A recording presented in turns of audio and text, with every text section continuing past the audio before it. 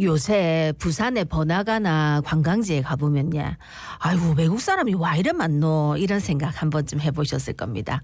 실제로 부산을 찾은 외국인이 증가했다는데 어느 정도인지 또 어떤 나라에서 외국인이 많이 찾아왔는지 짚어보겠습니다. 예, 부산관광공사 마케팅 기획팀의 이희재 매니저 전화 연결돼 있습니다. 매니저님 나와 계시죠? 안녕하십니까? 안녕하십니까? 네, 안녕하세요. 부산관광공사 마케팅 기획팀 이재 매니저입니다.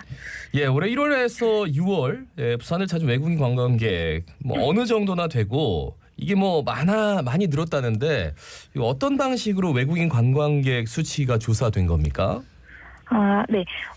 올해 상반기 부산 방문 외국인 수는 빅데이터를 기반한 수치로 확인했을 때 56만 5천여 명 정도 됩니다.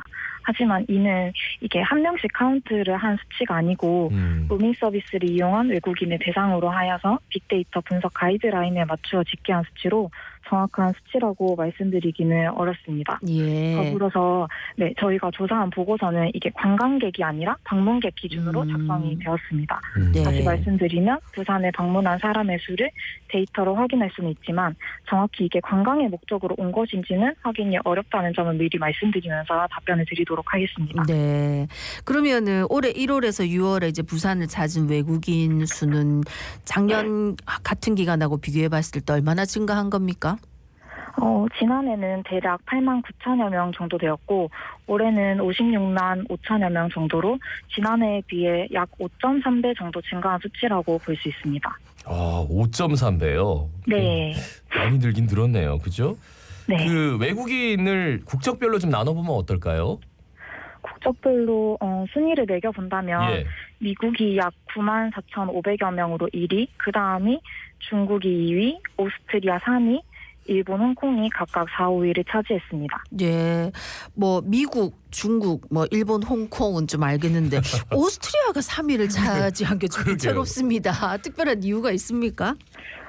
이게 가장 처음에 질문에 답변 드린 것처럼 이 해당 자료가 빅데이터 기반 분석 자료로 정확한 수치보다는 동기간 간의 비교에 의의가 있는 자료입니다. 예. 그래서 현재 저희 공사에서 매월 작성하고 있는 그 부산항 김해공항에 입국하는 외국인 자료로 바탕하는 월간 외국인 동향 보고서를 확인했을 때 오스트리아 국적의 순위가 조금 낮다는 점을 고려하면 이게 다른 나라에 비해서 오스트리아 국적의 외국인들이 로밍 서비스를 이용하는 비율이 좀 상황할 수 있겠습니다. 아니 얼마나 많이 하길래 미국, 중국 그 다음에 오스트리아예요? 그래요? 어쨌든 여러 가지로 유의미한 결과인데 오스트리아가 좀 이채로워서 추산 방식에 따라 좀 달라질 수 있다. 근데 빅데이터를 기반으로 했을 때 그러면 부산을 찾은 외국인 방문객이 가장 많이 찾은 곳이 어디입니까? 부산에도 여러 지역이 있잖아요. 네, 저희 조사 결과로는 자갈치 국제시장이 7만 7,550여 명으로 가장 많이 찾은 관광지 1위를 차지하였고 다음으로 부산 서면, 비프광장, 해운대 해수욕장 등이 있었습니다. 네. 그런데 이제 또 요 빅데이터 기반으로 했을 때 외국인 관광객의 국적에 따라서도 또 선호하는 지역이 달랐다 하던데 어떻습니까? 네. 일본, 미국, 대만 관광객의 선호 관광지의 차이가 좀 있었는데요. 네.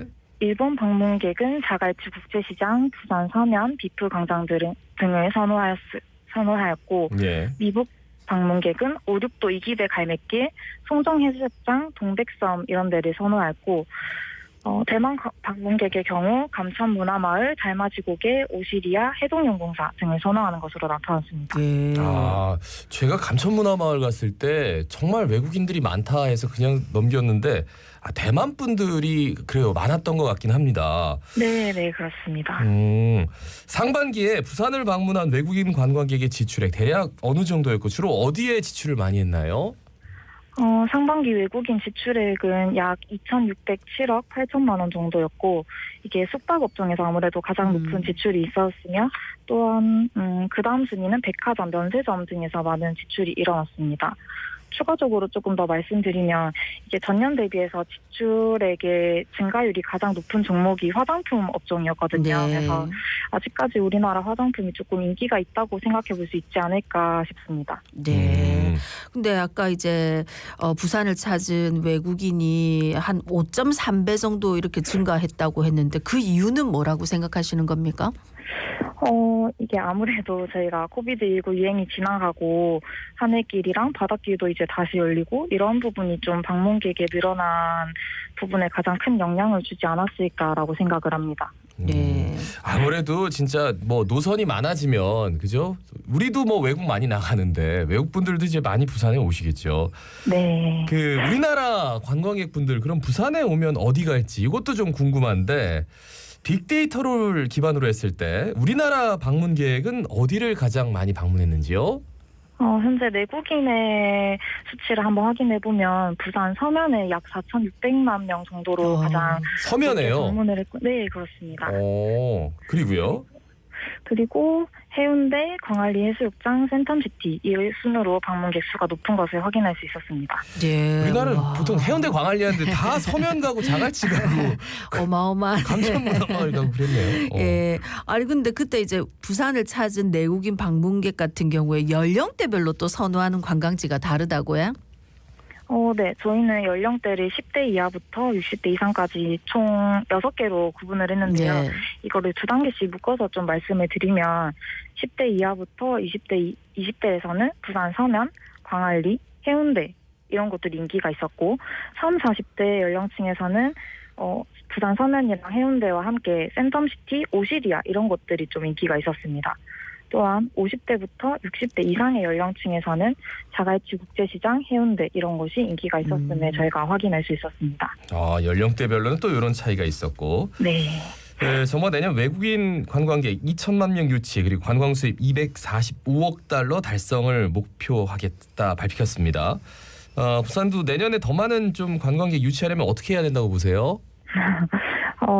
제 개인적인 생각으로는 이게 모든 영역에 전반적인 노력이 필요하다고 좀 그렇겠죠. 생각을 합니다. 예.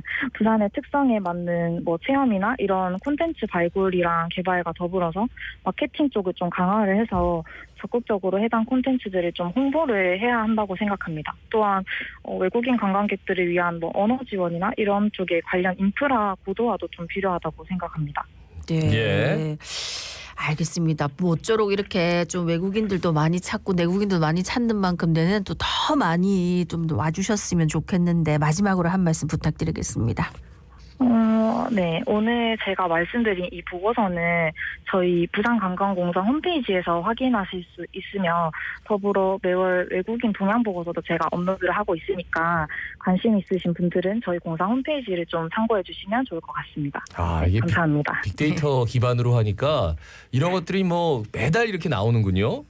네, 그렇습니다. 알겠습니다. 저희도 좀 지켜보면서 또 거리가 있으면 한번 또 연락드리겠습니다. 말씀 잘 들었습니다. 고맙습니다. 고맙습니다. 네, 감사합니다. 예, 부산관광공사 마케팅 기획팀의 이희재 매니저였습니다.